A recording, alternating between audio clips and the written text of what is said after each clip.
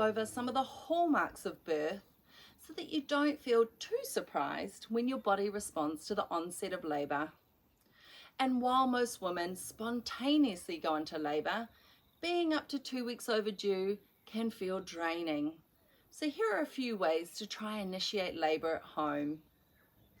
Semen. They're the most concentrated source of prostaglandins. That's the substance that induction drugs try to mimic, which means that pleasurable sex during the last weeks of pregnancy can actually help you go into labour. Breast and nipple stimulation causes the release of oxytocin, which stimulates the uterine muscles to contract. Both manual and oral stimulation can be effective, one nip at a time or both. Castor oil acts as a laxative, which can start labour at term. 1 tablespoon of castor oil can be added to scrambled eggs or mixed with fruit juice and then taken an hour after the first dose if you need to. With your permission, your lead maternity carer can sweep your membranes or perform a stretch and sweep, where they'll insert 2 fingers just inside the cervix and gently separate the bag of waters, which stimulates labour, inducing hormones. Or, after a joint decision between you and your maternity carer, a licensed acupuncturist can place thin needles at specific points in the body to help induce labour. But for many of you, later on in your pregnancy, you may just have Braxton Hicks, which are kind of like a warm-up for the uterus, and feel like tightening of your abdomen. And if they become frequent and rhythmic, then labour may be starting. And if your body is nicely relaxed, then it's likely you won't feel any discomfort at this point, but you may just notice some tightening in and around the abdomen, or sensations similar to period cramps or constipation. Another signal that labour may have started is the birth show, which is a thick or stringy discharge that can be clear, tinged, slightly pink or bright red. Or you could find blood on your sanitary pad or underwear. These are all signs that things are shifting downward. Or perhaps your waters will break, which can be a slow leaking or a sudden gush of clear liquid from your vagina. And if it's not clear, make sure you tell your maternity carer. But at the end of your pregnancy, stay tuned into your body and regularly communicate with your caregiver, particularly if you're feeling unsure, as it's totally normal to experience all of the early labour signs or only one of 2 of them. It is likely your caregiver will ask you to stay at home until your labour advances. Keep eating and drinking, conserve energy by napping, or if you feel restless, move around as baby may need to shift into the best position for birth. To pass time, you can switch locations from your bed to a chair, couch or a birth ball, birthing tub or jacuzzi, a bath or a shower. And in fact, warm water is great for relaxing, as holding your muscles stiff is very difficult while you're in water. It's also not unusual to burp, hiccup or vomit, but hopefully these side effects shouldn't last too long. You can use humour, nipple stimulation or light touch massage to produce oxytocin and endorphins to help move your labour along. You may even feel like being sexually playful with your partner. But remember, there is no right way to experience or advance labour. Just do what feels right for you. Now, there's no real time limit to giving birth. And in fact, it's perfectly normal for sensations to start and then stop 4 or 5 times before they become powerful enough to complete the birth process, which poses no risk as long as your waters have not broken. But at some point you will feel a major shift in the intensity. You'll be having sensations approximately 3.5 to 5.5 minutes apart, and your intuition to move to your birthing location will kick in. Or if you're birthing at home, you'll want your maternity carer close by.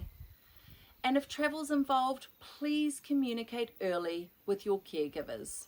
And be prepared that sensations can intensify as you move around.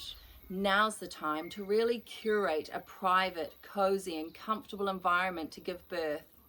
Experiment with whatever positions feel like they're working for you. And note that an upright posture can really help if your baby's slow in descending. Continue to drink lots of water throughout your active labor, as well as preventing dehydration. It'll get you sitting on the toilet, which can prompt your pelvic muscles to relax, increase pressure against a dilating cervix, and can help your baby descend if you are pushing. Now, one of the best features of labor are the periods in between labor sensations. Savor every second of them, as they're your chance to really relax, rest, and conserve your energy. You may get 10 or even 15 minutes rest early on, then only a minute or two closer to baby's birth. Now we've covered why discomfort seems to be less for women who are relaxed. So breathe slowly and deeply. Adopt an attitude that allows you to work with your intermittent, temporary sensations rather than against them. A change of position, of attitude, or of atmosphere during labor can change your perception of what you're feeling. Remember, touch and massage can help women when labor is intense. Women, tell your partner what you want. Light touches on your exposed skin, shaking your bottom up and down or side to side, pressure on the backs of your thighs, breast stimulation, or even sexual touching. And change your mind about what you like as many times as you need to. Feel free to move, touch, and explore your body with inquisitiveness. And at some point, you will feel another shift in intensity. An intense desire to bear down will overcome you. It may feel like an urgent need to poo or an overwhelming urge to push, and it is very likely you will want to throw in the towel, give up, or escape. But these signals are exciting, as they are telling you that the end is near.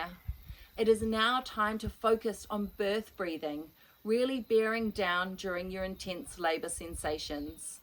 And be reassured that it is totally normal for baby's head to advance during a push and then recede slightly once that push is over. However, sometimes baby is not in the ideal position and can get stuck during pushing. So if during a prolonged stint of pushing you don't feel any movement, then communicate with your caregivers. But do know that this situation is pretty common, and your carers will help you get into the best position to birth your baby. And it's also important to recognize that medical intervention is sometimes the best and safest path for you and your baby, and should be embraced. Then, as your baby's head begins to crown, let your maternity carer coach you using that light, panting breath. Staying relaxed as possible, let your uterus do most of the work, and this should prevent unnecessary tears. As your baby is born, they will be placed on your bare chest and covered with a warm blanket. You will feel euphoric, buoyed on hormones, with any discomfort immediately banished. But you're not quite finished with the birth process. Your body has to expel the placenta, which usually happens within half an hour or so, and believe me, it feels secondary to falling in love with your baby.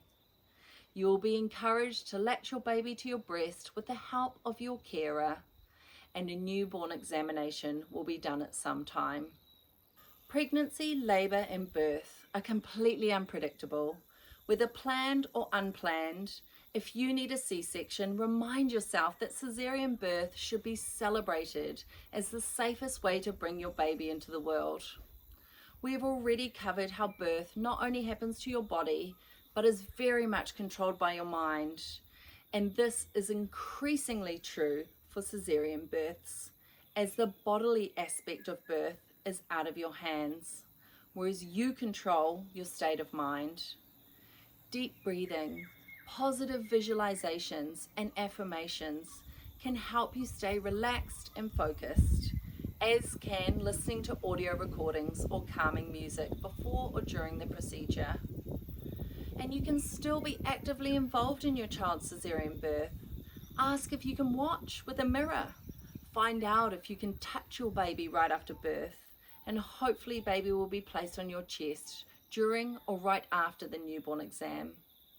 Birth companions can be involved cutting the umbilical cord, taking pictures or a video of the delivery, and always remember that the most important aspect of birth is the health and safety of you and your precious baby.